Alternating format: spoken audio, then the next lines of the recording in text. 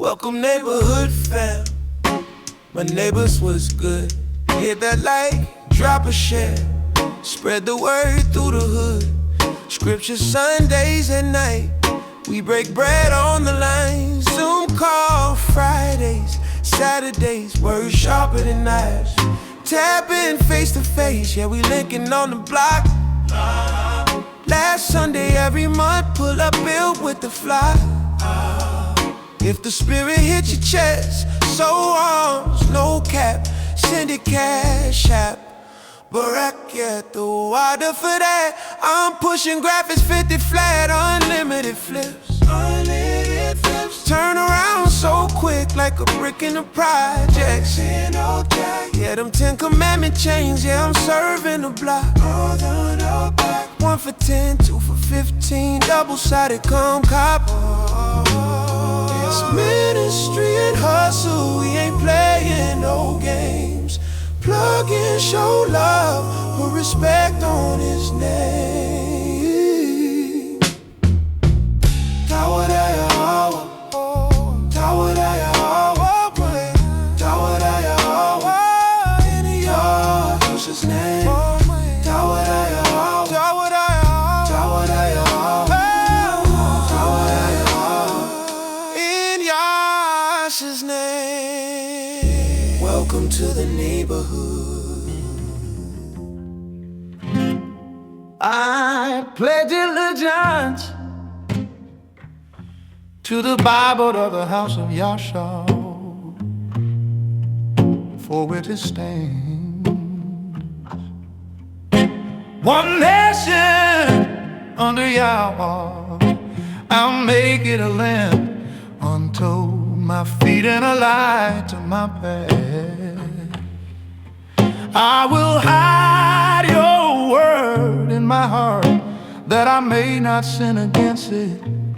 For in your word is freedom and redemption to the house of Yahshua. Yahweh, in the name of Yahushua, I pray and rebuke every spiritual curse that has come upon me. In my household, whether visible and or generationless, let every chain be broken today, and let evil have no right to enter. Yahweh, I declare that our spouses, our children, and our families are covered by the blood of Yahushua. Build a spiritual wall of protection around us, so that no curse or tide or strife can enter our home. In Yahushua's name, Yah the Barak Yahweh. Light it up, rededicate the flame. Neighborhood Hebrews, we rise in his name. From the struggle to the shine, never walk in vain. The Most High lit the path, and the fire remains.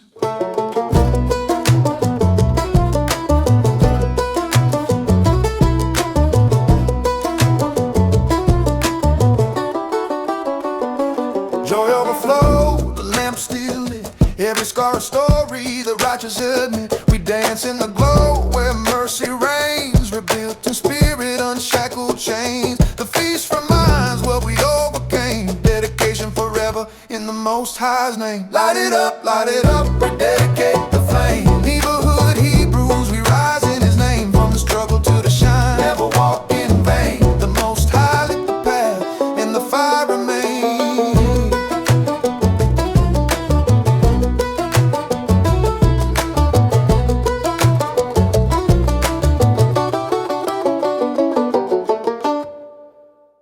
Hey y'all, it's the Feast of Dedication. It's time to get into it. Hanukkah, the Festival of Lights. The feast begins on the 25th day of the 9th month, Kislev. The duration of the feast is 8 days. That's right, you get 8 whole days to celebrate the Most High, starting on the 16th and going all the way to the 23rd. So this feast commemorates the rededication of the temple after its desecration under Antiochus IV Epiphanes. So we're going to look first into the Apocrypha, 1st Maccabees, chapters 1 through 4, 2nd Maccabees, chapters 10. And then we're going over to the Torah and the prophets in Deuteronomy chapter 7, Nehemiah chapter 12, 2nd Chronicles chapter 7. We're going to jump into some writings out of Psalms chapter 1, going into the New Testament, John chapter 10, Romans chapter 12, 1 Corinthians chapter 3, Colossians chapter 3, and 1 Peter chapter 1. So the theme of this feast here is the Most High calls his people to remain holy, resist assimilation, and dedicate themselves fully to the Most High. So you got to stop assimilating to what these other people are doing. Do not go in the way of the heathen. Hey y'all, the water, it's day 8, the celebration of light and dedication. So what we're going to do is just check out some reviews. First, Psalms chapter 1, as well as we're going to review Romans chapter 12. A contrast between two paths. Psalm 1 opens the entire book of Psalms by setting up a simple but powerful Israelite theme. Life is divided into two paths, the way of the righteous and the way of the wicked. This reflects the covenant worldview of ancient Israel. Every choice leads toward blessing or toward destruction. The blessed man avoids corrupt influence. Blessed is the man describes an Israelite who refuses to adopt the lifestyle, counsel, or behavior of the surrounding wicked nations or wicked individuals within Israel.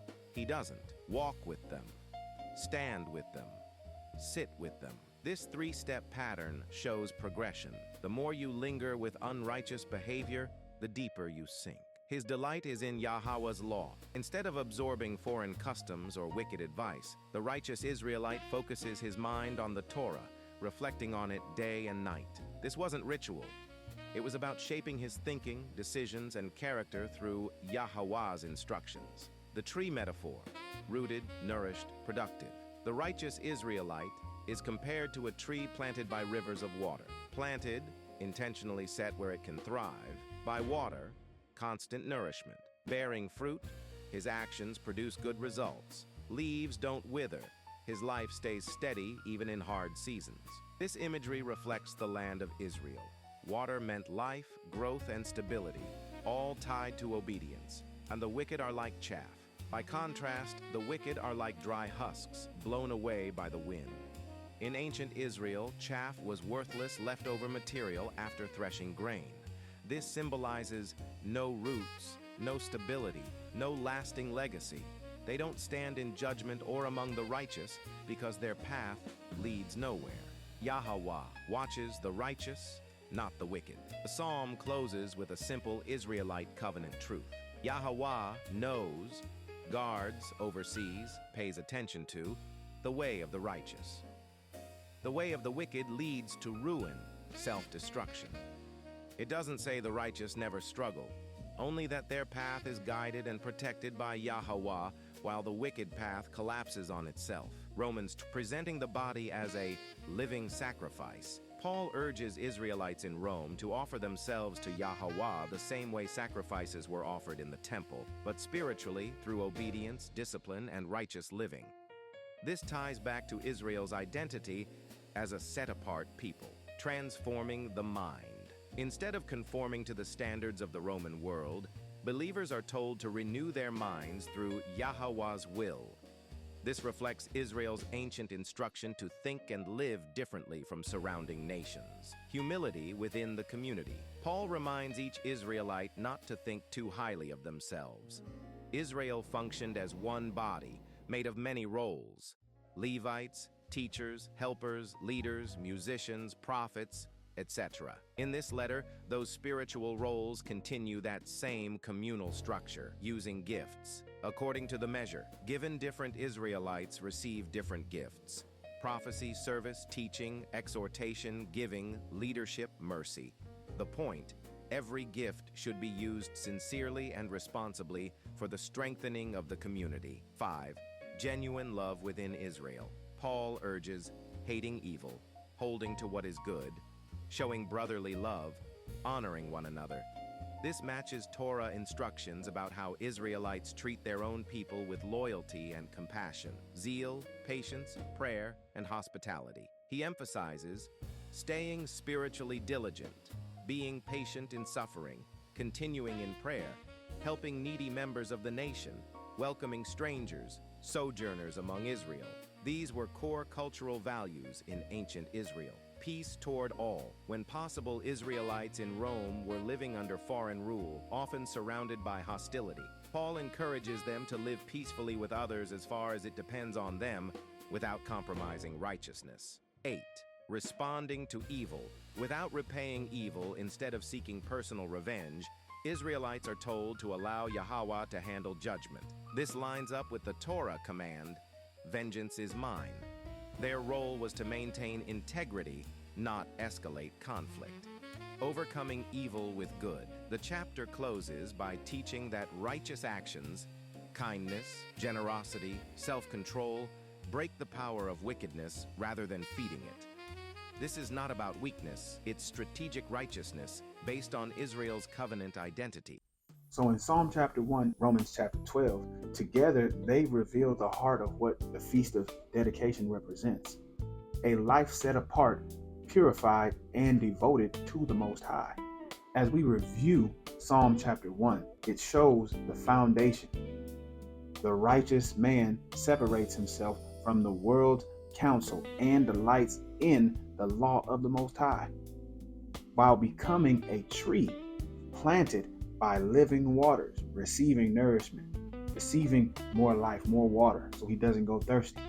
So his strength, his stability, and fruit come from obedience and meditation on the word, while the ungodly, they fade away. Now let's just review on Romans chapter 12.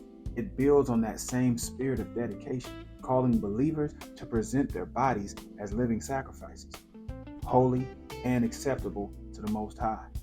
It even urges us not to conform to this world, but to be transformed by, that's right, I've been saying it all series, the renewing of our minds, serving others with humility, and walking in sincere love.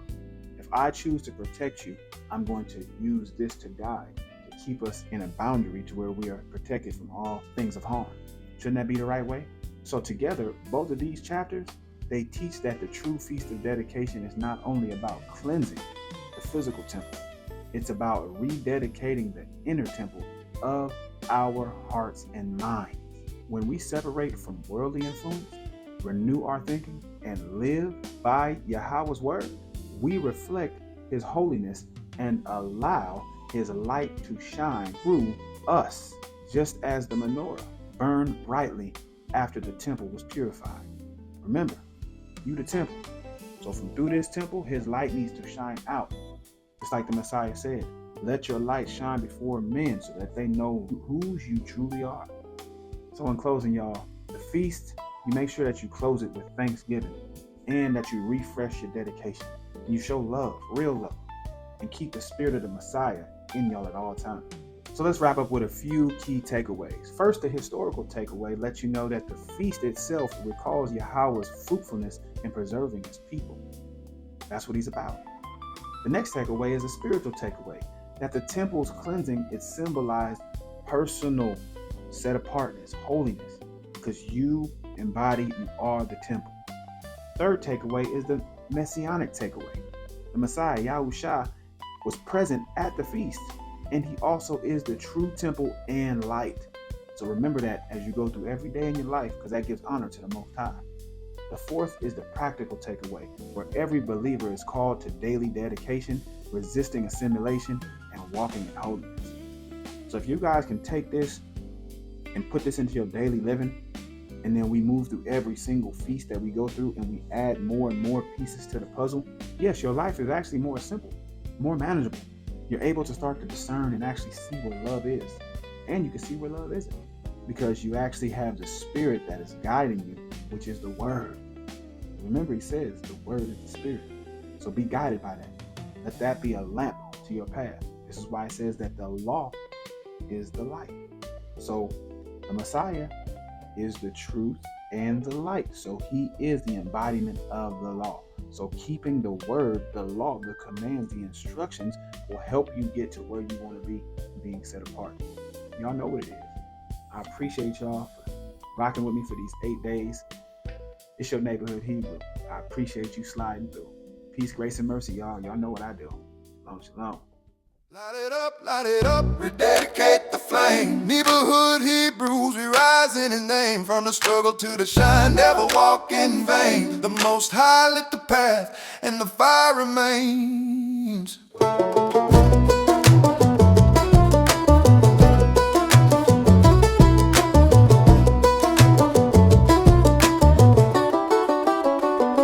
Joy overflow, the lamp still lit.